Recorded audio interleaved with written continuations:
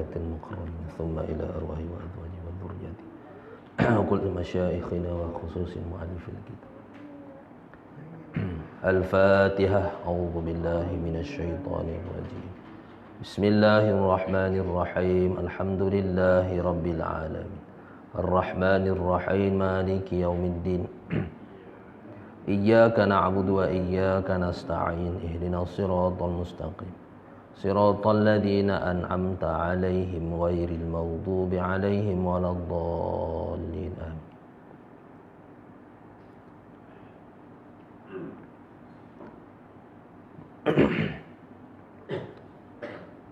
Bismillahirrahmanirrahim. Assalamualaikum warahmatullahi wabarakatuh.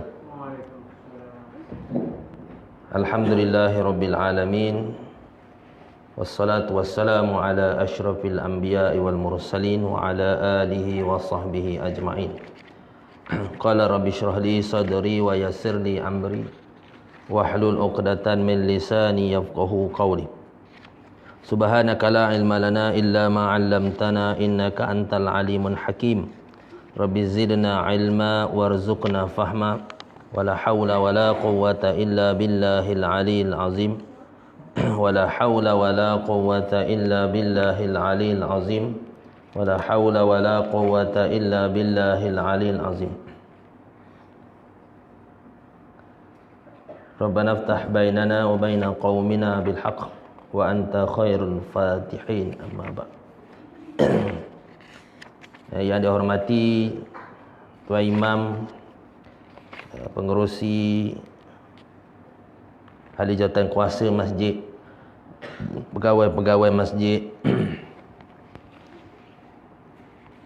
pimpinan setempat, muslimin muslimat yang dirahmati oleh Allah SWT sekalian. Alhamdulillah, syukur pada Allah SWT kerana dengan limpah kurnia taufik dan hidayahnya kita dapat bersama-sama pada malam ni insya-Allah bagi kita menyambung kuliah bulanan kita ni, kuliah maghrib bulanan kita ini. InsyaAllah kita menyambung lagi, iaitu bagi membicarakan sifat-sifat yang wajib bagi Allah Subhanahu wa taala. Kita sebagai seorang yang beriman, yang mengaku beriman, maka wajiblah kita meyakini akan Allah Subhanahu wa taala, dan kita mengenal akan Allah Subhanahu wa taala mengikut perkataan ulama, awwaluddin ma'rifatullah, awal-awal agama itu kita mengenal akan Allah Subhanahu wa taala. Jadi wajib kita mengenal akan Allah Subhanahu wa taala. Jadi sekadar yang wajib itu macam mana? Qadar yang wajib. Kita wajib mengenal akan zat Allah SWT. Tapi sekadar yang wajib macam mana? Sekadar yang wajib kita kenal wujud. Allah SWT, sifat yang pertama itu iaitu wujud. Ada zat Allah SWT yang bersifat dengan segala sifat kesempurnaan, yang mustahil bersifat dengan segala sifat kekurangan. Dengan dalil, apa dalil? Bagi orang awam cukup sekadar dia dalil ijmali, lepas lafaz ain. Bila kata, bila apa tanda dalil Allah wujud? Wujud artinya ada, mustahil tiada. Wajib ada, wajib kita menetapkan ada Allah Subhanahu wa taala. Dalilnya apa? Alam, baharu alam ini. Jadi orang dulu tu dia ngapai molek ada tu. Cuma ngapai dia tak erti juga. Kadang-kadang ngapai benda mana dia tak erti nak huraikan juga. Cuma lepas dah fardu ain dia panggil dalil rangkum ijmali. Wujud, qidam, baqa, mukhalafah, qiyamu ta'ala binafsih, wahdaniyah, qudrat, iradah, ilmu, hayat, sama', basar, kalam, semua sekali tu dalil 20-20 tu baharu alam. Begitu. Ada ulama dulu namanya Asmuni. Dia borak dengan, dia bercerita dengan golongan badui. Ada seorang badui. Badui ni orang pedalaman lah. Orang dia panggil orang asli Mekah, orang asli Arab. Hitam kalau kita pergi Mekah tu. Hitam macam negro. Ya. Dia bertemu dengan ulama ni. Kamu boleh datang balik daripada mana? Bercakap orang Badui ni kepada Asmuni tadi. Cakap tanya, kamu datang balik pada mana? Baru balik mendengar kalam Ar-Rahman. Mendengar kalam Ar-Rahman, kan? Jadi lalu dia cakap, adakah kamu percaya ada Ar-Rahman? Tuhan Allah SWT itu. Macam mana kamu nak berdalil adanya Allah Tuhan? Dia orang pedalaman, dia bukannya mengaji supaya orang di Arab, di bandar di Mekah tu kan. Dia orang pedalaman, kerjanya melihara kambing, melihara unta tu je dah. Jadi macam mana kamu nak meyakini adanya Allah, adanya Tuhan itu, kan? Lalu dia kata, aku ni kebiasaan bila kambing aku hilang, dia kata, bila kambing aku hilang tak jumpa cari. Jadi macam mana cara nak carinya? Aku tengok pada taik kambing, dia kata. Aku tengok ada taik kambing hak bulah-bulah kain makjun kan. Jadi aku tahulah kambing aku tak jauh dari situ, dia kata. Jadi tanda kambing tu ada situ, maknanya ada taik kambing. Ataupun aku melihat juga pada tapak kaki kambing itu, maka aku tahu ada kambing. Gitu kan. Jadi tanda ada Tuhan apa? Ada alam. Dia kata. Mudah je sipir dia. Jadi ulama mengatakan lepas fardu ain. Lepas tu fardu ain kan. Boleh faham tu? Itu dia parak dia. Maknanya lepas fardu ain. Jangan kata kamu ni kalau tak ngaji hak gini tak lepas dah fardu ain. Jangan khabar gitu. Kan? Kalau tak ngaji tak faham betul sifat 20 ni secara tafsiri ni, makna tak sah iman, bukan macam tu. Kan? Kadang-kadang istilah kita diberatkan dengan istilah, diberatkan dengan itu. Kan? Jadi sekadar fardu ain itulah. Wujud Allah, ada wujud. Tapi bila orang tanya kita, wujud Allah wujud? Wujud. Kita wujud tak? Kita wujud tak? Wujud kita, apa beza wujud kita dengan wujud Allah? Dia tak gitu. Kan? Surrender dari situ. Maknanya wajib ada seorang yang mengetahui dalil tafsili itu. Kalau dalam kitab-kitab dulu dia sebut apa? Kitab-kitab antara kitab Aqidatun Najm menyebut wajib seorang dalam jarak boleh qasar semayang 90 km, wajib seorang kena ada qadi. Maksudnya ustaz lah 90 km. Tapi kita ni boleh katakan tiap-tiap daerah ada. Cuma sekarang, dulu dia qadi satu negeri, satu qadi, tempat rujukan. Tapi sekarang ni dia panggil mufti. Maknanya mufti, bila negeri Pahang dia panggil mufti. Jadi mufti kemudian dia ada wakil mufti, makna qadi daerah kan. Qadi kecil, dia ada qadi besar, qadi kecil. Dulu dia panggil qadi besar tu. Mana tiap-tiap jarak yang qasar 90 km dalam daerah itu mesti ada seorang yang mengetahui dalil tafsiri fardu kifayah. Kalau tidak berdosa makna ahli negeri itu. Kan? Ataupun yang senang sekarang ni, zaman sekarang ni belajar mudah, sekurang-kurangnya satu qaryah tu seorang ustaz. Fardu kifayah kena tahu. Itu fardu kifayah dari sudut akidah. Kita tahu fardu kifayah dari sudut mandi jenazah je. Itu fardu kifayah je. Nampak situ? Kita orang awam kita pakai tu je lah. Fardu ain. Allah wujud, ada wujud. Dalil apa? Alam ni ada. Tanda ada Allah Subhanahu Wa Taala. Dalil adanya Allah Subhanahu Wa Taala. Tapi bila tanya Allah wujud, ya. Kita pun wujud. Apa bezanya? Pening situ. Ada jam situ. Jam situ mesti ada seorang yang boleh menghuraikan.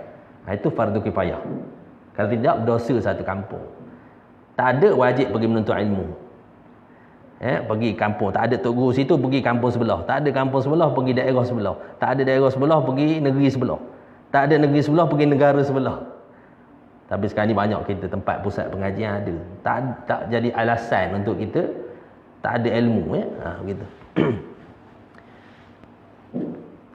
Okey, kita dah bincang itu sebelum ni, iaitu wujud sifat Allah SWT itu wujud.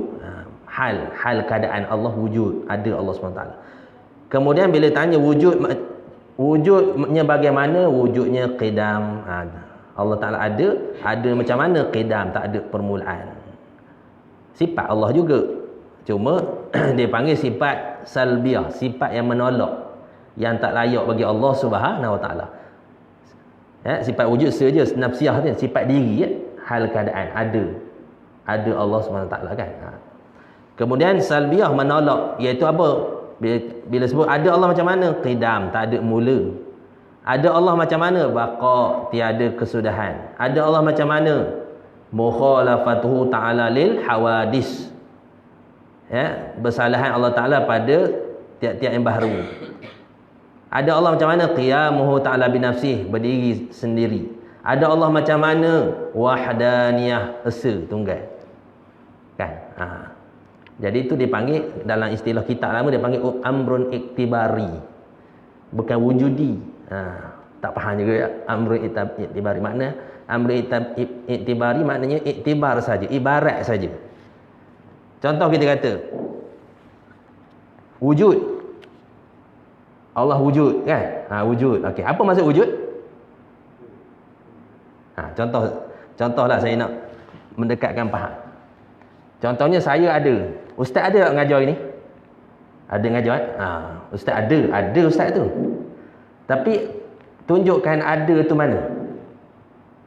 Ada tu di mana? Ada tu mana? Ada mana ada? Ustaz tu ada duduk atas kursi ni. Ada tu kat mana? Ada tu depan mata. Ada tu ustaz lah. Ada tu ustaz lah. Kan? Jadi ada tak boleh tunjuk. Itu dia panggil hal. Haliyah, dia panggil hal keadaan. Bukannya sifat. Dia panggil amrun iktibari. Bila sebut ada, kita faham terus. Yang ada apa? Zat Allah Subhanahu Wa Ta'ala. Tapi ulama' mengkelaskan dia sifat juga. Dia pukul rata tu 20 sifat. Boleh faham tak? Padahal dia ada pembahagian. Nampak Ustaz? Kemudian bila sebut ustaz tu datang, ada ustaz tu. Bila mula kuliah, lambat mulanya kuliah tu. Jadi lambat tu di mana? Lambat. Contohlah. Lambat tu cerita ustaz tu lambat kuliah. Kan? Contohlah. Jadi itu maknanya qidam, baqa, mukhalafah. Itu makna amrun iktibari. Kalau sifat betul macam mana? Ustaz tu ada mata. Ustaz tu ada telinga. Itu sifat dia panggil wujud, ada sifat tu. Mata, telinga, tangan, kaki, mulut cakap, mata melihat, telinga mendengar. Lagi apa lagi? Kaki berjalan. Itu sifat. Dia panggil sifat wujud. Wujudi. Ada sifat tu. Boleh faham tu? Tapi ada ustaz tu? Ada tak boleh cerita. Boleh cerita ustaz lah. Begitu. Boleh faham ya? Jadi malam ni sampailah kita kepada sifat yang seterusnya, iaitu qudrat. Makna yang keberapa ni? Wujud, qidam, baqa, mukhalafah, qiyamu ta'ala binafsi, wahdaniyah, qudrat. Yang ketujuh. Betul ya? Betul tak? 7 yang ketujuh. Yang ketujuh daripada 20. Yang pertama dari sifat ma'ani. Kena faham situ. Yang pertama dari sudut susunan 7 sifat ma'ani. Yang pertama. Dari sudut 20 yang ke 7. Okey. Sampai ni al-qudrah. Makna qudrat itu maknanya maha berkuasa Allah. Allah Ta'ala maha berkuasa. Maha berkuasa Allah. Kan? Jadi maha berkuasa. Bila sebut maha ni, maha lah. Maha pada tiap-tiap suatu. Ya, kita ni sifat makhluk ni lemah. Okey. Apa maknanya maha berkuasa? Mencipta. Allah Ta'ala mencipta. Berkuasa mencipta. Kemudian Allah Ta'ala ni dia berkuasa mentadbir. Kemudian Allah SWT ni dia berkuasa mengekalkan wujud. Kemudian Allah Ta'ala ni berkuasa membinasakan tiap-tiap sesuatu. Allah ni berkuasa menjadikan, mencipta. Kita tahu dah, memanglah Allah buat daripada tak ada kepada ada. Kan? Biji durian tu daripada tak ada, seulas tu boleh tumbuh di 24. Padahal belah biji durian tak ada di 24 tu. Musangking tak ada. Dia putih saja kan. Tapi bila dia tumbuh besar-besar jadi di 24, jadi musangking, jadilah gerik-gerik tu kan. Asalnya biji sulah, siapa buatnya? Kita boleh buat tak? Buat kita. Allah lah yang mencipta kan. Bacalah banyak-banyak dalam Quran surah apa ni? Allah jadikan daripada darah darah jadi daging, seketul daging, tumbuh tulang kan. Tulang 120 hari tiup roh. Cukup 9 bulan lahir atas muka bumi. Begitulah. Tengok kita tanam ke kacang tu kan. Kita buat apa ni? Dia buat benda tu. Paru. Kita buat paru kan, dia belik, kita letak dia belik. Kita bangun tidur siram bunga, hak menumbuh tu esok panjang, tak lama keluar kacang. Itu semua itu adalah kudrat Allah Subhanahu Wa Taala. Begitu. Okey, kemudian mentadbir. Allah Taala bukan sahaja mencipta, Allah juga mentadbir semua sekali. Kita kena faham semua sekali pergerakan alam ini semua sekali atas pentadbiran Allah Subhanahu Wa Taala. Semua sekali. Itu i'tiqad kita lah. Walaupun nampak pada mata zahir kita makhluk yang buat. Ataupun benda yang sam'iyat, malaikat yang mencabut nyawa. Contohnya, pukul 8 ni mati dalam seluruh dunia mati 20 orang. Hak hidup di hospital tiap-tiap seluruh dunia 20 orang hidup dalam masa pukul 8 ni tadi. Kan? 20 orang mati sebab coronavirus contohnya. Coronavirus ni orang kecoh coronavirus. Jadi mati disebab coronavirus seluruh dunia. Mati. Jadi siapa yang mencabut nyawa? Malikul maut. Kan? Malaikat Israel ketuanya. Lepas tu ada malaikat-malaikat yang lain, escort dia. Cabut nyawa serentak pukul 8 tadi 20 orang mati. Dari sudut tu banyak perbuatan, apa tak? Sebenarnya hakikatnya perbuatan Allah sahaja. Okay. Innallaha ala kulli syai'in qadir. Malaikat itu adalah asbab saja. Asbab saja. Begitulah. Okey, mencipta, mentadbir, Allah Taala mentadbir. Kemudian mengekalkan wujud. Ini yang mengekalkan wujud. Kita kekal sekejap ni, hidup 80 tahun, 70 tahun. Yang mengekalkan, jangan kita kabur. Kita kabur macam mana? Lepas Allah buat kita, lepas tu kita hidup 60 tahun tu, kita bergerak sendiri. Allah tak campur dah. Nampak? Itu fahaman Mu'tazilah. Mu'tazilah ni dia, fahaman dia, Allah buat alam ni, kemudian alam ni gerak sendiri. Lepas tu Allah tak campur lah. Tapi memang Allah buat kuasa, asbab, sifat pada makhluk tu Allah buat. Tapi lepas tu Allah tak campur lah. Itu fahaman Mu'tazilah. Zaman dulu zaman sebut Mu'tazilah, zaman sekarang dia sebut apa? Sekarang Neo Mu'tazilah. Golongan liberal, liberalisme, agama, fahaman liberal lah, guna akal lebih pada khutbah tadi G25. Dah sebut tu. G25, golongan G25, lagi golongan apa lagi? Komengo, sistem Islam. Itu semua guna akal sahaja semata-mata. Tanpa menyandarkan pada wahyu Allah Subhanahu Wa Taala.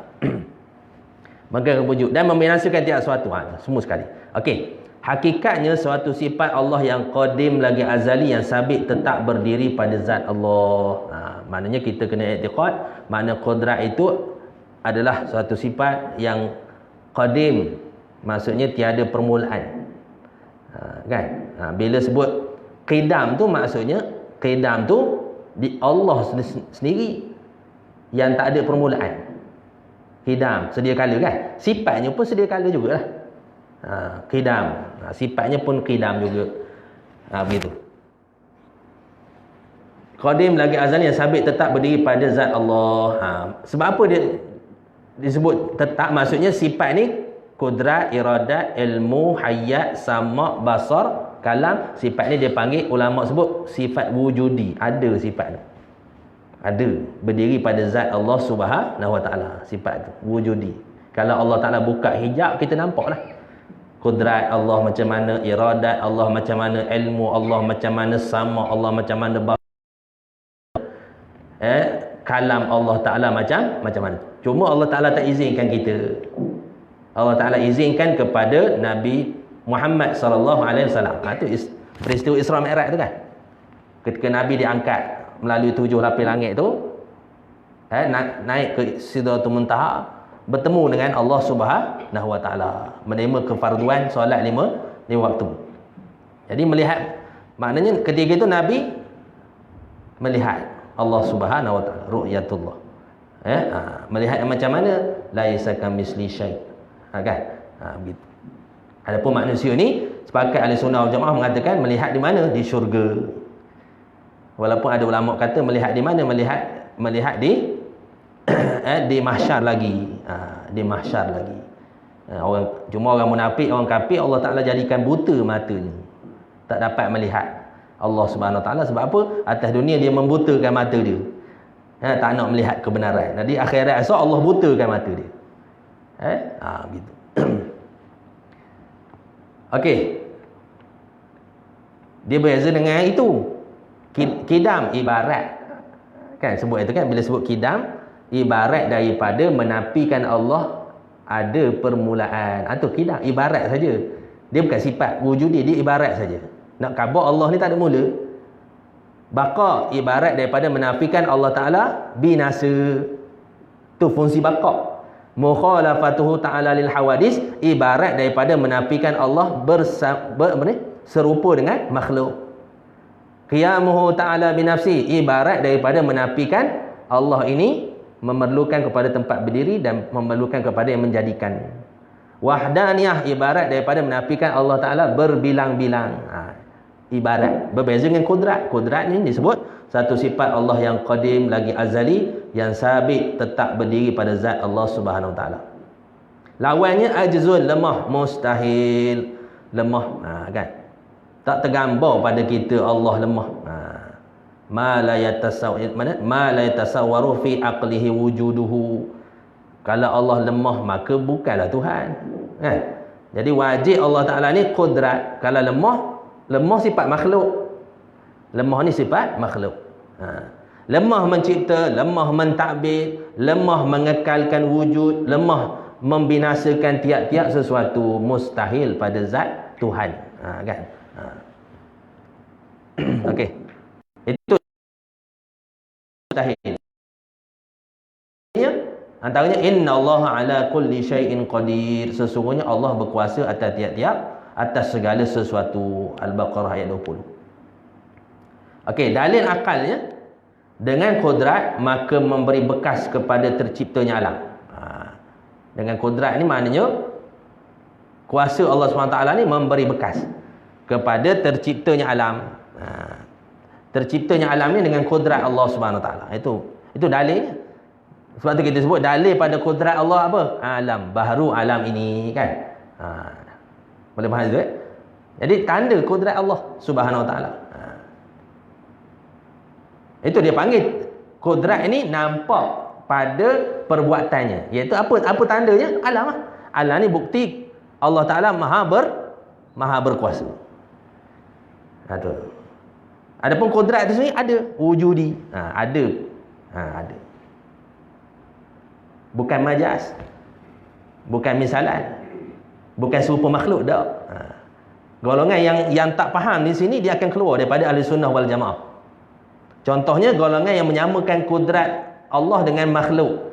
Dia pergi ke mujassimah. Ataupun dia panggil musyabbihah. Ataupun golongan yang mengkosongkan. Salah juga. Dia kata, kudrat Allah ada tak? Tak ada. Mana ada? Kudrat ni misalan je. Dia kata. Mana boleh? Sedangkan Quran sebut, innallaha ala kulli syai'in qadir. Mana dia menafikan ayat Quran. Cuma kita faham, kudrat ada. Sebab tu ulama sebut berdiri pada zat. Ada. Sifat kudrat itu ada. Kudrat yang macam mana? Balik pula itulah. Mukhalafatu ta'ala lil hawadis. Bersalah Allah Ta'ala pada suatu yang baharu. Kudrat Allah tak sama macam kudrat baharu. Sebab tu disebut maha berkuasa. Okay. Jadi kalau Allah tidak bersifat berkuasa, maka alam ini tidak akan ada. Mudah, sipil. Kalau Allah tak berkuasa, alam tak ada. Kan? Ini dalil Allah Ta'ala kuasa. Kan? Sedangkan tiada alam adalah mustahil. Sebab mata kepala kita sudah menyaksikan kewujudan alam. Alam dah ada. Kita lahir atas dunia ni dah ada alam. Ini sebagai tanda adanya Allah Subhanahu Wa Ta'ala. Kudrat Allah Subhanahu Wa Ta'ala. Jika Allah tidak kudrat, maka sabitlah Allah lemah. Yang lemah mustahil dapat mencipta alam. Kalau Allah tidak berkuasa pula, maka sabit Allah lemah kan? Tidak. Kalau lemah maka tak jadi alam, takkanlah pencipta alam ni lemah. Mustahil pula. Ngapa banyak gitu berpuntai-buntai gitu? Itu dia panggil simpul. Aqaidul iman dia panggil. Simpul dan iman. Simpul dengan tu. Sebab tu kita ni panggil apa? Imanun ilmu. Kita yakin dengan ilmu. Kemudian bila kita yakin dengan ilmu, datang amal dia jadi imanun a'yan. Iman dengan rasa hati, perasaan kita, yakin sungguh. Allah Ta'ala gambarkan mana tajalli sifat-sifat kebesaran Allah SWT. Jadi tak kita tengok guna senyum. Guna senyum, kalau orang yang arif billah dia tengok guna senyum, oh hebat Allah. Guna sebesar-besar ni. Nampak kebesaran Allah Subhanahu Wa Ta'ala kan? Kita tak tengok guna senyum lah, batu kita saja. Tak ada benda rasa. Pasal apa? Kita masih lagi maknanya dengan akal saja. Dia tidak pergi, maknanya tidak pergi kepada a'yan. Iman yang dia panggil ainul yaqin kan. Sekarang ni kita ilmul yaqin, yakin dengan ilmu. Sebab tu dia simpul gitu. Okey, jika Allah tidak kudrat maka sabit Allah lemah. Yang lemah mustahil menciptakan alam. Yang demikian wajiblah Allah bersifat kudrat, maka tetaplah bahawasanya wajib Allah Ta'ala berkuasa. Okey, habis. Mudah je ni sifat apa ni, sifat ma'ani ni. Okey, 3 jenis i'tiqad dalam isu memberi bekas. Siapa ada buku, adalah jadual dia tu. Kalau tak ada buku, tengoklah situ. Iaitu 3 jenis i'tiqad dalam isu memberi bekas. Sebenarnya zaman dulu banyak lagi, cuma dalam kitab ni cerita 3. Zaman itu zaman perpecahan. Mana akidah umat Islam tu ada yang mengatakan sampai 10 fahaman. Zaman tu. Zaman maknanya zaman apa ni Abbasiyah, kenanya Abbasiyah kan. Maknanya akidah umat ni pecah sampai 10. Masa itulah antaranya Syiah. Muncullah apa ni dipanggil apa, Khawarij kan. Khawarij. Muncullah antara disebut di sini Qadariyah Jabariyah. Qadariyah Jabariyah. Okey, tengok sini ya. 3 jenis. 3 jenis i'tiqad dalam isu memberi bekas. 3 jenis i'tiqad dalam isu memberi bekas. Tengok kotak yang tepi tu, jenis i'tiqad, apa jenis i'tiqad. Yang kedua tu antara usaha dan takdir Allah. Tengok situ. Macam mana kita nak pegang ni, kena kemas betul ni tuan-tuan. Kalau tak salah terkeluar kita. Usaha hamba dan takdir Allah. Kan berteringkah gitu. Yang selalu menyebabkan salah faham umat Islam terhadap maknanya perpecahan akidah ni, dia puncakan pada apa? Salah tanggapan pada kudrat Allah. Kudrat Allah tu letak di mana? Nampak sini? Okey, tengok yang pertama. Ada 2 di sini, iaitu Qadariyah, yang kedua Jabariyah. Pahaman Qadariyah, pahaman Jabariyah, kemudian pahaman ahli sunnah wal jamaah. Tengok ahli sunnah Qadariyah. Tengok Qadariyah. Qadariyah usaha hamba. Sekarang ni banyak. Sekarang ni tak kira siapa ni. Bila dia berpahaman begini, dia lah Qadariyah. Jangan khabar kamu ahli sunnah dah. Kamu tak tergelencir punya. Sebab tu kita kena mengaji akidah supaya tak tergelencir. Kita tak tergelencir, ya. Walaupun kita kata kamu ahli sunnah, Ataupun Kaum Persatuan Ahli Sunnah Malaysia. Walaupun dia iktiraf dia Persatuan Ahli Sunnah wal Jamaah, tapi kalau dia berpahaman Qadariyah, dia tetap Qadariyah. Dia bukan kena daftar dengan ROS dah. Dia fahaman. Contohnya tentang Qadariyah, usaha hamba ada. Maksudnya dia mengiktikadkan hamba ni ada usaha dan ikhtiar. Boleh nampak? Dia ada usaha dan ikhtiar. Tetapi takdir Allah tak kait. Maksudnya bukan berkaitan tentang takdir Allah Subhanahu Wa Taala. Bukan ketentuan Allah Taala. Semua usaha dia berlaku. Banyak sekarang ni. Kalau kau ada ni, kalau tak ada kau ni tak jadi ni. Banyak ni orang jenis gini. Kalau kau dah tak sekolah kawak dulu, tak sebesar gini gaji awak tu. Banyak ni. Kan? Awak nak mina anak kau, nak beri makan apa? Makan pasir. Itu apa ni? Semua cakap-cakap Qadariyah mata. Kalau tak noreh ni tak dapat. Tak makan lah kau. Kalau tak noreh tak makan. Nampak situ? Maknanya dia ada usaha saja. Usaha dia menetapkan usaha hamba saja, tapi dari sudut takdir dia tak serah pada takdir Allah, qada dan qadar Allah. Ini dipanggil pahaman Qadariyah. Ataupun Mu'tazilah. Mu'tazilah dia lebih kurang Qadariyah juga. Ya, contoh huraiannya, Allah mencipta makhluk dengan pakej usaha dan ikhtiar. Ini salah. Contohnya Allah jadikan makhluk dengan pakej usaha dan ikhtiar. Allah buat makhluk ni, kemudian makhluk ni lah cari makan sendiri, makhluk ni lah makan sendiri, makhluk ni lah bekerja sendiri, makhluk ni. Allah tak campur. Tapi kuasa itu dijadikan oleh Allah Subhanahu Wa Taala. Boleh faham situ? Contoh kita kata, Allah jadikan air ini boleh menghilangkan haus. Betul lah, minum air memang hilang haus. Tapi dari sudut yakin i'tiqad itu, dia mengatakan air itu yang menghilangkan haus semata air. Tetapi air itu siapa yang beri kuasa menghilangkan haus? Dia mengatakan yang beri kuasa menghilangkan haus adalah Allah. Boleh nampak situ? Maknanya Allah beri kuasa pada air. Siap pakej menghilangkan haus. Jadi bila kita minum air, siapa yang menghilangkan haus? Air ke Allah? Air, dia kata air. Tapi kuasa siapa beri? Allah. Sebab tu ada ulama tak berani nak mengkafirkan golongan Mu'tazilah. Ada ulama yang tak mengkafirkan. Ada ulama kira kafir. Itu khilaf. Golongan Mu'tazilah. Ya. Contoh, Allah menciptakan makhluk dengan pakej usaha dan ikhtiar. Jadi hukumnya fasik. Hukumnya adalah fasik jika terlajak boleh jatuh kufur. Apa yang menyebabkan boleh jatuh kufur? Air tadi menghilangkan haus. Air sahaja. Tapi siapa yang menyebabkan hilang haus? Allah tak terkait. Allah tak campur tangan. Murtad wal iyazbillah min zalik, keluar dari Islam. Kan payah buat air je. Tak payah nyembah tokok. Tak payah masuk, tak payah nyembah. Itu sebab air tuan. Boleh nampak dia? Jadi kita minum air, hilang haus. Makan nasi sepinggan, kenyang. Kan? Jadi siapa yang beri kenyang? Nasi sepinggan semata-mata. Allah tak campur.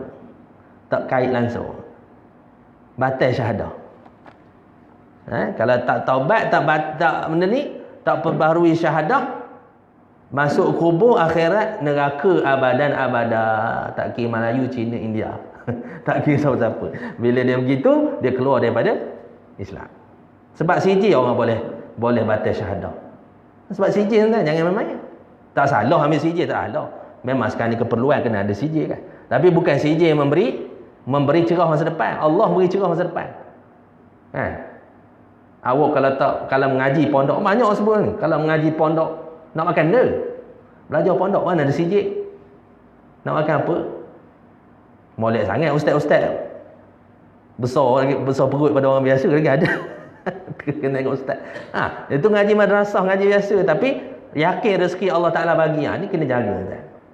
Kena yakinlah rezeki yang memberi rezeki Allah, bukan CJ.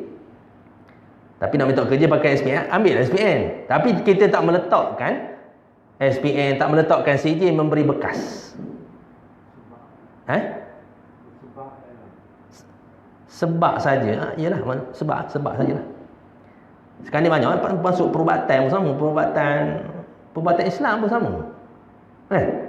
Kita tanya perubatan Islam tu, baca kaedah berubat Islam, baca Quran. Tapi bila tanya siapa ni punca pada mana? Ni punca pada saka. Saka semacam terus sebut saka je. Tak ada adah, tak ada orang kata tu, tak ada, dia panggil apa? Tak tapih cakap, tak tapih. Apa ni? Ni saka terus ni. Kan? Apa maksud saka? Saka tu maksudnya, benda maksud saka? Saka tu maksud pesaka. Pesaka orang dulu. Jadi kita ngabar orang dulu sesat pula dah. Orang tu dah mati lama dah, berpuluh-puluh tahun dah, tok nenek kita mati. Tiba-tiba kita khabar hak ni pesaka orang dulu. Yang pertama kita khabar, kita syirik. Sebab apa kita khabar? Kita khabar saka menyebabkan menyebabkan sakit kita. Yang kedua, kita syirikkan tok kita pula. Ini tok awak kemarin ni, belajar tak tentu arah ni. Awak lah lekat kat awak ni. Dapat ke awak ilmu ni? Jadi tak pasal-pasal. Sedangkan kita tahu ketuk kita syirik. Kita tahu tak? Awal-awal dah khabar. Siapa yang menyebabkan sakit ni? Saka ni. Kepiah putih atas kepala. Tak apa. Perubatan.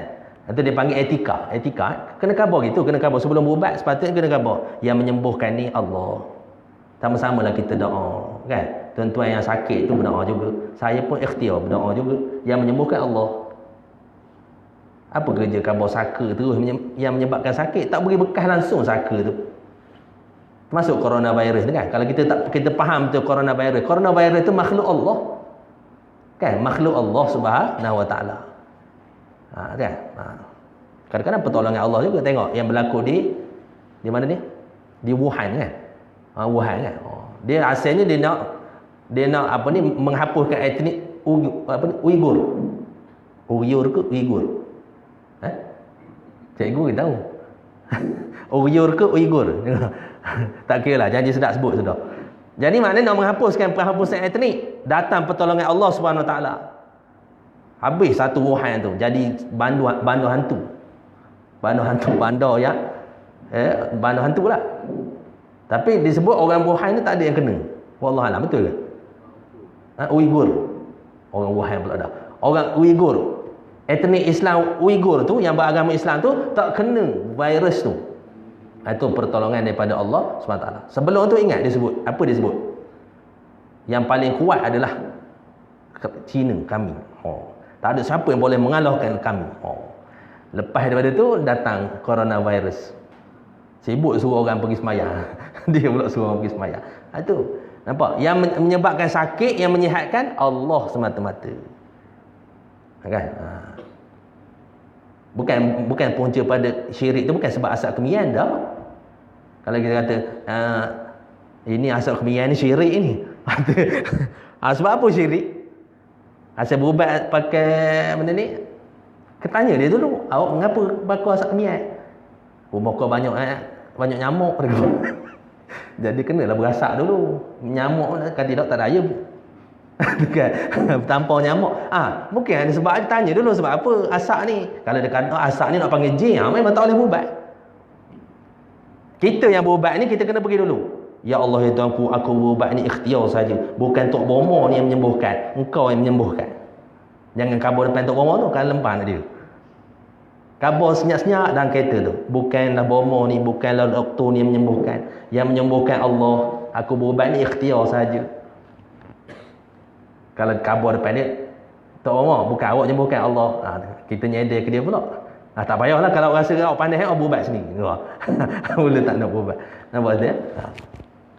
Jadi, telajak boleh sebabkan kufur. Boleh faham dia? Bersalah yang pula Jabariyah. Jabariyah ni, usaha hamba tak ada. Dia makna tak ada usaha hamba. Takdir Allah saja. Dia serah pada takdir Allah. Itu golongan Jabariyah. Dia serah hanya pada takdir Allah. Tak ada usaha. Usaha dan ikhtiar hamba tiada. Segala-galanya ketentuan Allah. Menafikan usaha pula. Menafikan usaha. Hukumnya fasik juga jika terlajak boleh jatuh pada kufur. Contoh macam mana? Sebab apa jadi?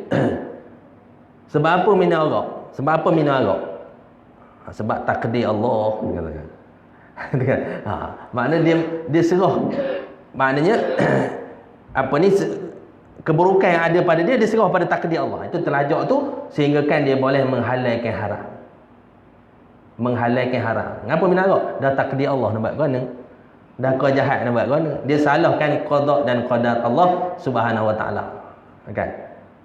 Jadi jatuh pada, terlajak boleh jatuh pada kufur juga.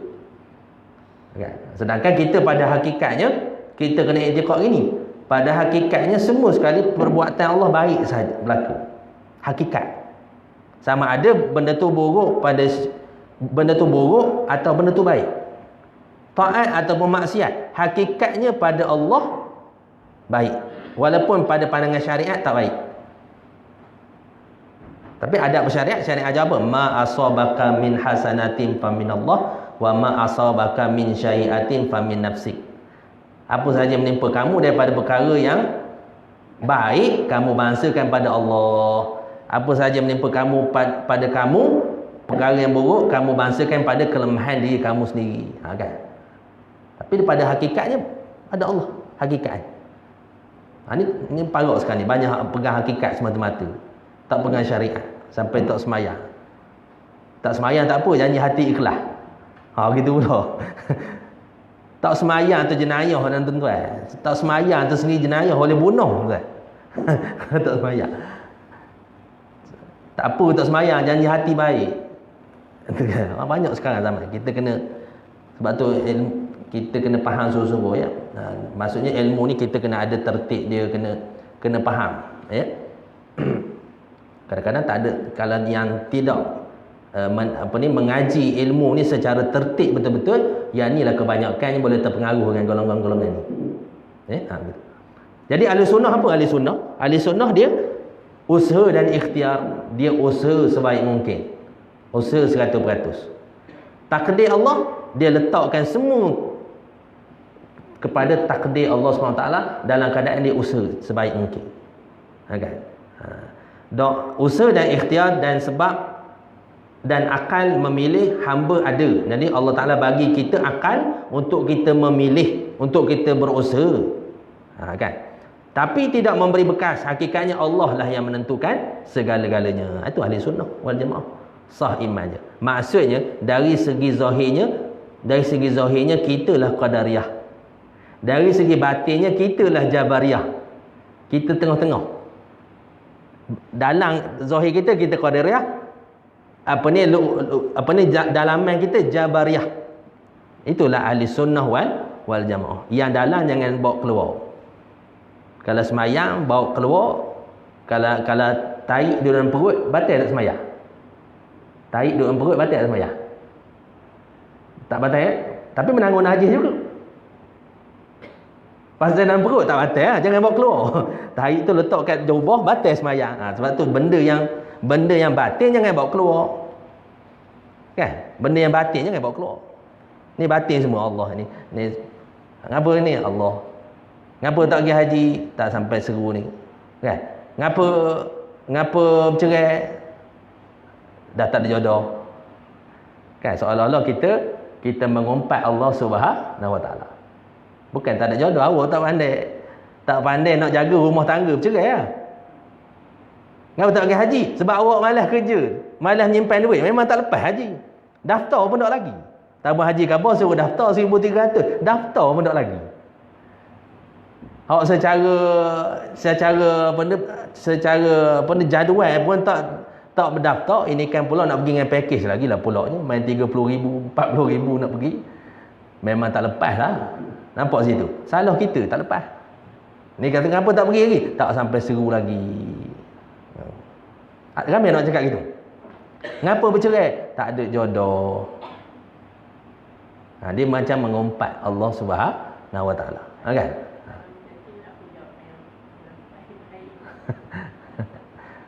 Kita bangsa pada lemah kita lah tu syariat aja. lemah, maknanya tak ada arah lah. Kita adalah silap kita. Silap dan gitulah. Kesilapan kita. Itu semua cakap-cakap tu kadang-kadang kita kena ada alah. Orang Islam ada kaedah cakap kan. Bila dapat rezeki macam mana ucapan kita? Alhamdulillah kan. Bila apa ni datang satu musibah pada kita ucap apa? Inna lillahi wa inna ilaihi raji'un. Kan? Daripada Allah dia datang, kepada Allah juga dia kembali kan. Bila tak berlaku subhanallah kan. Berlaku satu perkara Allahu akbar. Datang ke neraka esok insya-Allah. Itu semua cakap-cakap orang yang ada akidah, orang dulu. Orang dulu cakap gitu, orang sekarang dulu kan cakap insya-Allah. Ataupun kita tak sebut, kalau dia tak sebut pun kita kata kau ajak ke neraka esok, harus kau datang. Harus tu orang ngaji tu. Harus datangnya. Pasal apa dia tak tahu pergi ke dak. Yang terbaik insya-Allah lah. Insya-Allah. Dengan izin Allah Subhanahu Wa Taala kan. Okey, dari sudut mana itulah sah iman yang sah dari sudut usaha sebaik mungkin. Mana kalau Islam, kalau kita tengok sekarang ni Islam tak menang. Sebab apa? Islam tak menang. Kenapa Israel sampai sekarang walaupun Israel tak kuat, sedangkan sekelilingnya itu adalah negara Arab. Kalau bersatulah negara Arab ni, bila-bila masa saja Israel boleh hancur, bila-bila masa saja. Kenapa tak menang? Adakah kita salahkan Allah? Nak salah Allah ke? Tak ada. Salah kita. Kan dulu ada cadangan daripada Perdana Menteri Turki kan dulu, Najmuddin Erbakan, nak menggabungkan antara 8 buah negara Islam. Nak menggabungkan 8 buah negara Islam dari sudut ketenteraan, dari sudut keuangan. Mata wang tukar daripada mata wang dolar kepada dinar emas, kepada emas. Kita buat ekonomi kita. Insya-Allah. Kalau gitu akan menang Islam. Tapi sayangnya Nabi sebut penyakit umat akhir zaman iaitu hubbud dunya wa karahiyatil maut. Cintakan dunia dan takut mati. Habis bila cinta dunia, walaupun sebanyak buih lautan sekalipun, Israel spolek sikit je, tetap takkan menang. Mana salah kita lah. Sebab itulah nak menang, ikhtiar usaha kena 100%. Dari sudut ketenteraan, dari sudut apa. Sekarang ni menyerang bukan sebab Islam, menyerang sebab apa? Sebab nak misi PBB, misi pengamal, bukan sebab fi sabilillah. Kan? Sebab apa? Ni sebab apa pergi ni? Misi dipanggil oleh apa ni? UN, apa UN? United Nation PBB panggil. Sebab tu kamu pergi. Itu kan. Maknanya semua secara nasionalis. Bukan secara fi sabilillah. Kan? Gitu. Jadi sah di situlah faraknya. Okey, habislah last sekali. Okey, i'tiqad qadariyah, mereka beriktikad bahawa usaha dan ikhtiar hamba memberi bekas sama ada baik dan buruk, tetapi dengan kodrat yang dijadikan oleh Allah Subhanahu wa taala. Ini antara pahaman qadariyah, dia mengatakan begini. Allah ni dia nak semua manusia jadi baik. Tetapi orang kafir dia pilih sendiri jadi kufur. Boleh nampak situ? Orang kafir dia pilih sendiri. Allah ni dia nak semua makhluk ni beriman semua. Tetapi orang kafir dia pilih sendiri untuk jadi kafir. Bukan perbuatan Allah. Ini pahaman Mu'tazilah. Sesat. Kita tak sama ada dia Islam ataupun kufur, hakikatnya semua adalah perbuatan Allah Subhanahu wa taala. Dah tu ngapa jadikan orang kufur tu, orang kafir tu dia masuk kafir? Itu Allah, jangan tanya, bukan kerja kita. Allah yang takdirkan dia gitu. Kan? Tapi dalam masa yang sama dia ada usaha ikhtiar, dia ada akal untuk dia pilih. Hidayah dah ada, sumber hidayah dah ada, cuma itulah dalam ayat-ayat lain disebut apa? Kadang-kadang disebabkan hawa nafsu mereka. Hawa nafsu mereka, sombong mereka itu tak nak melihat kebenaran. Itu mana atas diri sendirilah, pilihan dia juga. Tapi hakikatnya semua baik buruk datang daripada Allah. Okey. Kemudian i'tiqad Jabariyah, mereka beriktikad bahawa sekalian makhluk bergantung kepada qada dan qadar semata-mata. dan menafikan usaha dan ikhtiar seorang hamba. Dia nafikan pula. Ini Jabariyah. Dia nafikan usaha hamba. Ngapa? Ini Allah punya kerja, bukan Allah punya. Awak malas. Ngapa awak susah, tak kaya-kaya, tak maju-maju? Ini Allah punya sebelah ni, takdir Allah belaka. Bukan takdir, memang takdir Allah, tapi awak tak malas. Awak dah malas kerja, malas usaha, malas berubah, kan? Allah Ta'ala disebut, Allah Ta'ala sebut apa? Allah tidak mengubah nasib sesuatu kaum itu selagi mana dia tidak mengubah dirinya sendiri. Allah Ta'ala jelas, Allah Ta'ala sebut dalam Quran. Maksudnya kita kena ubah nasib diri kita sendiri. Gitu. Oleh demikian, makhluk tiada pilihan dan segala tindak tanduknya sama ada dalam perkara kebaikan maupun kejahatan. Maknanya tak ada pilihan langsung. Bergerak macam tu je, macam lalang, tiup kanan, tiup kiri. Jika demikian, tiada gunalah diturunkan Quran dan dibangkitkan Rasul. Jadi kalau begitu tak payah guna, tak payahlah bangkit Rasul. Sedangkan Rasul berperang, kan? Rasul berdakwah. Rasul berdakwah, kena dakwah, kena apa ni, kena lempar batu dekat orang. Dia kena jerut leher. Rasulullah dijerut leher. Rasulullah di apa ni, tengah sujud, Rasulullah dibalik dengan perut binatang. Kalau kira Rasulullah siapa? Habibullah, kekasih Allah. Kalau kira Rasulullah doa pada air Zam-Zam tu je. Kan Rasulullah doa pada air Zam-Zam. Ya Allah, Tuhanku, Islamkanlah kaum musyrikin Mekah. Hembus pada air Zam-Zam. Hembus pada air Zam-Zam. Esoknya orang kafir Mekah minum air Zam-Zam, pakat beriman belaka. Mudah lah gitu. Rasulullah pun perang. Kita baca dalam perang macam mana Rasulullah, pipi dia tertusuk dengan busuk panah, kan? Tembus busuk panah sini, patah gigi Rasulullah. Ngapa Allah Ta'ala tak jaga ke Nabi Muhammad? Itu maknanya menunjukkan usaha. Itulah ada jihad di situ, ada apa ni panggil, ada mujahadah kat situ, ada ikhtiar kat situ, ada pahala yang banyak di situ. Allah Ta'ala nak bagi pahala banyak kat situ. Nampak? Begitu. Jadi kalau gitu tak gunalah Rasul, pada gitu je lah. Tak majulah Islam ni kalau gitu. Serah hanya semata-mata serah kepada Allah Subhanahu Wa Taala. Jadi yang disebutkan situ tambahan ahli sunnah wal jamaah ialah usaha, ikhtiar, asbab, pilihan. Itulah ahli sunnah wal jamaah, duduk tengah-tengah. Wa khairu awsatuha, sebaik-baik pekerjaan itu adalah pertengahan. Dan luaran kita usaha sebaik mungkin. Dalaman kita serah bulat-bulat pada Allah dengan doa. Kalau nak berubat sakit dulu, selesai dulu 2 rakaat dulu. Sebelum kita pergi klinik tu, demam tak berkebah-kebah, sembahyang 2 rakaat dulu. Untuk maknanya untuk nak jaga tawakal kita tu. Jangan cepat, jangan cari ubat. Kita rasa demam tu terus sembahyang 2 rakaat. Sembahyang hajat, sembahyang 2 rakaat, lepas tu barulah ambil lah Panadol semiji ikhtiar. Tak lepas Panadol pergilah kecemasan. Tapi sembahyang 2 rakaat dah selesai dah. Supaya hati kita tu dengan Allah Ta'ala clear. Jangan letak doktor yang memberi menyembuh, jangan letak apa ni, ubat yang menyembuhkan. Allah yang menyembuhkan. Okey. Kesimpulannya, pada usaha dan ikhtiar hamba itulah terletaknya taklif, tanggungjawab. Pada usaha dan ikhtiar hamba itulah terletaknya taklif. Di situlah ada taklif, ada hukum hakam, ada wajib, ada sunat, ada harus. Allah Ta'ala suruh kita berubat, tapi tengok pula berubat cara halal ke cara haram, kan? Di situlah pilihan akal Allah Ta'ala bagi kita. Hakikat ibadat ialah usaha ikhtiar hamba untuk mendapat redha Allah Subhanahu Wa Ta'ala. Itulah ibadat kita nak mendapat redha Allah Subhanahu Wa Ta'ala.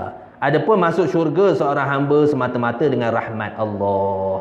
Masuk syurga itu semata-mata dengan rahmat Allah, tapi jalan untuk ke syurga itu adalah ibadat. Jalan itu syurga adalah ibadat.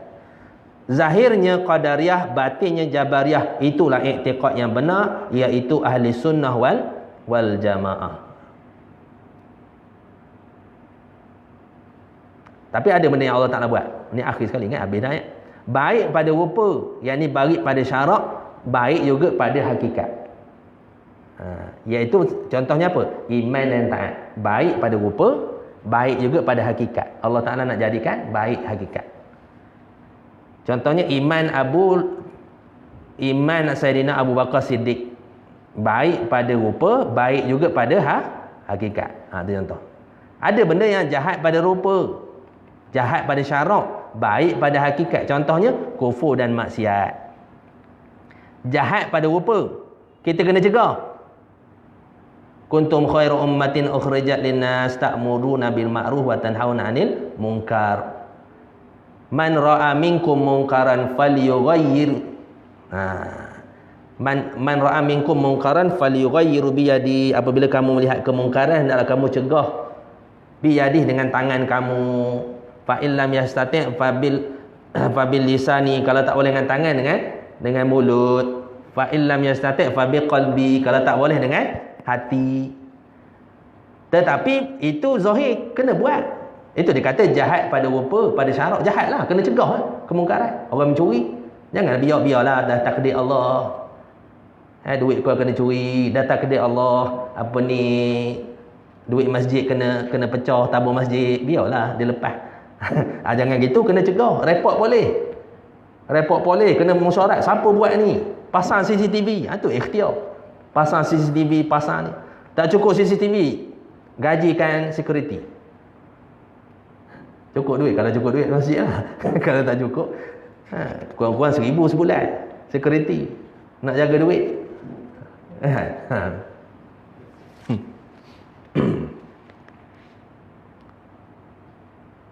Sebab tu orang mencuri ni dalam keadaan yang dikenakan hukum hudud tu, as-sariqatu was-sariqatu faqta'uhu aydiyahuma jazaa'an bima kasaba nakalan minallah, kan? Pencuri laki dan pencuri perempuan potong tangan. Maksudnya apa? Nak sabit kesalahan bukan mudah-mudah. Maknanya tabung tu dah molek dah dengan kunci mangga besar buah nyaw mangga. Memang pada adatnya tak lepas lah. Memang tak boleh curi lah. Tabung tu 2 tan berat. Nak curi payah. Tapi kena curi juga. Dalam safety dia yang terbaik tu, kena curi juga. Memang cari nahan tu. Itu memang makna tahap tu baru boleh disabitkan hukum potong tangan. Tapi kalau safety tak ada, tak kunci, bukan kata suruh kunci kan marah pula orang nak sembahyang singgah tak boleh kunci selalu. Tapi makna tak ada safety, tak ada ciri-ciri keselamatan, kena tiba-tiba kena curi, salah kita lah. Memang salah kita lah. Nampak situ lepas ke situ pula okey, sebab tu kita tengok bila kufur maksiat, kita kena faham yang kita nak cegah tu adalah perbuatan maksiat tu, bukan orang tu. Yang salah hari ni orang faham bila jahat dia telah, batang tubuh dia telah jahat. Sekarang ni banyak hal gitu kan. Semua nak hukum manusia berdasarkan laman sosial. Bila laman sosial kata dia ni salah, dia ni perampok, kita salah terus. Kita pun pakat percaya, iyalah memang dia dah salah. Sedangkan maknanya dari sudut undang-undang kehakiman, sama ada kehakiman Islam ataupun kehakiman sivil, selagi orang itu tidak dibuktikan bersalah, maka dia tidak bersalah. Nampak situ tak? Itu dari sudut syariat, dari sudut hukumnya. Jadi kita boleh pandang situ. Yang salah tu bukan orang tu. Yang salah tu adalah perbuatan dia. Jadi kita kena cegah perbuatan dia. Kita sayang pada dia. Itu kena faham situ. Macam anak kita lah. Anak kita jahat. Takkan kita nak buang anak kita. Kita maknanya nasihat dia jangan buat jahat lah. Nampak situ Kita tak buang dia sebagai anak kita. Begitulah contohnya. Habis dah situ ya. Contoh teka-teki ni sikit lah. Siapa buat kera? Siapa buat kera? Siapa buat kera? Siapa buat babi? Siapa buat tahi? Jangan bawa keluar ni. Jangan bawa kedai ni. Jangan bawa kedai duduk luar ngetes cerita gini. Jangan. Ini habis dalam pengajiannya. Siapa buat kera? Siapa dah buat kera dah? Habis derian kau. Habis buah-buah. Tak ngedang sama. Berebut yang kera sama. Celaka. Kata kamu. Ini siapa buat ni? Jadi kera tu siapa buat? Betul lah dah Allah lah Siapa buat tahi ni? Tahi cicak ni. Habis kotor masjid. Siapa buat tahi cicak ni? Kemudian siapa buat babi? Habis ni. Habis apa ni, ubi kayu habis congket dia. Siapa buat ni? Tergamak tak kita nak kata Allah? Tergamak tak? Apa kerja nak kaji tahi ketua ni? Maknanya kita tak teramak lah nak ngabak, ni Allah nak buat ni, tarik. Habis kotor masjid. Tak teramak. Kita adat kita kata Allah buat belaka lah. Apa kerja nak mengkaji tarik seketul tu? Allah buat belaka lah. Barang yang ada di langit bumi ni Allah buat semua. Tak payah kaji kera. Kalau jengking ni habis nyengat dah kita nak bunuh, kita apa ni, kita bunuh dia, lepas tu dia menjentak dengan ekor dia tu nyengat kita. Kan nampak? Maknanya apa ni kalau kita ada manfaat kan. Tapi kita walaupun begitu adab kita, maknanya kita tak berani nak cakap gitu. Keburukan tu datang daripada Allah, dari sudut adab, tapi hakikatnya daripada Allah Subhanahu Wa Taala. Nah, nampak situ. Habis dah situ tajuk. Kudrat. Ada soalan? Tak ada. Tak ada soalan, kita habis dah.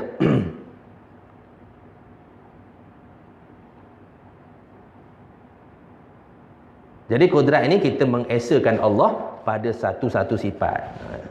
Dari sudut zat Allah, zat Allah Maha Esa. Sifat Allah jangan kita kabur esa.